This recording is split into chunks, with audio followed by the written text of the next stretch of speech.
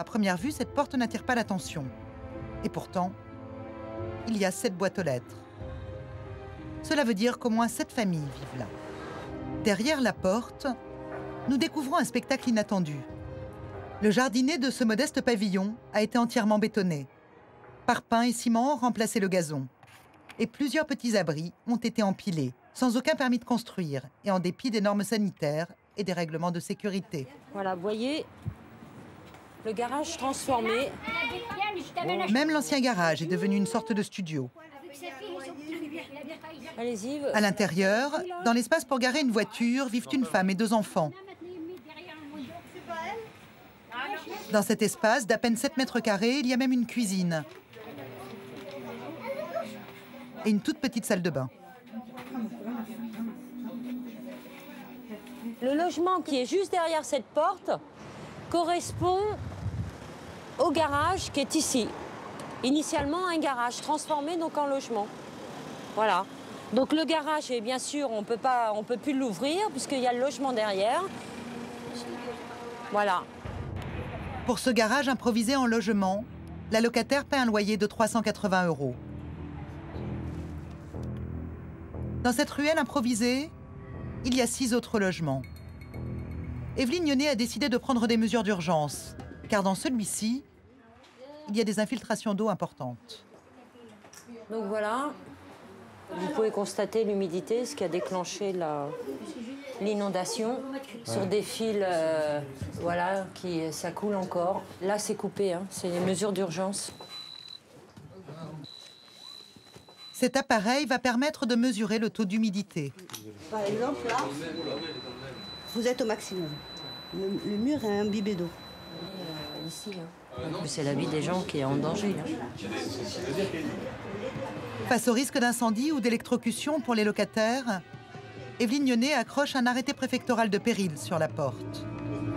C'est un acte juridique et officiel. Cela signifie que le propriétaire des lieux dispose de 12 heures pour faire effectuer des réparations. S'il ne le fait pas, les services du préfet les prendront eux-mêmes à leur charge et lui refactureront les sommes engagées.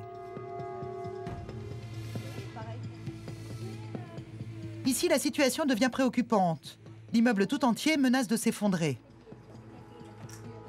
Là, on va mettre pareil un péril, hein, parce que si on touche à la canalisation qui est complètement bouchée, ça tombe.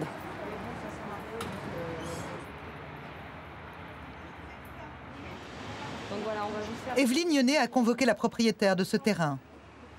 Elle va exiger des explications. Votre garage, vous l'avez bien transformé en Non, j'ai acheté comme ça, le Je ne prends garage. pas une seconde, vous avez acheté combien de temps? On a acheté à peu près 13 ans. 13 ans. 13 ans, mais avant, on n'a pas C'était fait en logement comme ça? Non, non, je mens pas, c'est moi que j'ai fait. Je l'ai fait la première fois pour moi, parce que avec mon mari, ça gueule. Après, je Est-ce travaille. que vous vous rendez compte quand même que vous louez des pièces qui ne sont pas Après, des les gens logements? n'est pas où habiter, il m'a demandé. Mais non. Je dis, c'est ne normalement faites pas interdit. croire. La Non. personne, j'ai dit normalement. Dis non, avec le catalogue, il n'y a pas de problème, c'est Vous pas allez me moi. faire croire que vous étiez de bonne foi et que vous avez loué parce que les gens étaient à la rue? Vous dites tout C'est ça? là, non. Vous dites tout ça? Non, non, la dame, il était dans la rue à la gare du Nord, c'est là en haut. Je te mens pas, hein. Mais vous la faites payer quand même, c'est pas des conditions de C'est vie. pas gratuit. Bah, vous vous rendez pas compte. Je peux bien pas ce te que dire je vous dis. gratuit. Et vous vous rendez pas compte. Vous vous rendez pas compte de ce que vous faites. Et là, moi, j'ai donné 14 loyers, le contrat et tout. En règle, je paye les impôts pour ici, pour là-bas. Vous vous rendez pas compte. Rassurance pour eux. Moi, j'ai fait tous les papiers à règle. Mais est-ce que vous pensez pas que vous mettez la vie des gens en danger? S'il y a le feu ici, comment elle sort cette dame avec son enfant? Mais ce qui choque le plus Evelyne Yonnet, c'est le prix des loyers que la propriétaire touche pour louer ses taudis. Il a amené sa fille. 700. Après, il a amené sa fille. Voilà. Oui, mais de toute façon, 700 de toute euros. façon, même ce Bah voilà. logement, il n'est pas Pour ce logement-là. Même ce Celui-là, logement, là. il est pas habitable. Et là-haut, c'est 380 euros. Vous pouvez, à la rigueur, vous pouvez vous défendre si vous lui avez pris. Pour faire payer très cher des logements hors normes et insalubres, sans éveiller l'attention des pouvoirs publics, cette propriétaire a trouvé une astuce. Sur les baux qu'elle fait signer à ses locataires, elle indique une surface au sol plus importante que la réalité. Ici, par exemple, 50 mètres carrés. Pour ce 2 pièces, qui en comptent en réalité 20. Les loyers et les surfaces semblent en cohérence.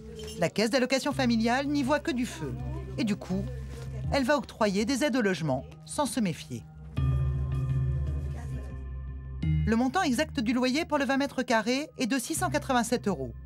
La caisse d'allocation familiale alloue une aide au logement de 591 € directement au propriétaire.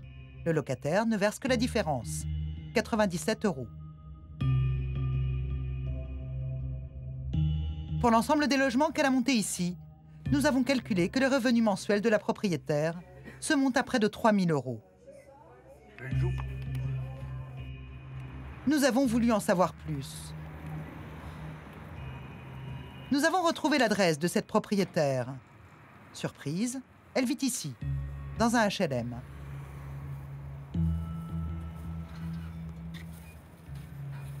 Elle n'a pas voulu nous ouvrir la porte, mais sa voisine nous a reçus. Madame, elle a le même appartement. C'est les appartements à l'identique. Là, maintenant, elle habite seule. Ouais. Et seule pour tout ça? Oui. Alors qu'elle loge des familles entières dans des logements illégaux, la propriétaire vit seule dans un logement social de plus de 100 mètres carrés, avec 4 chambres.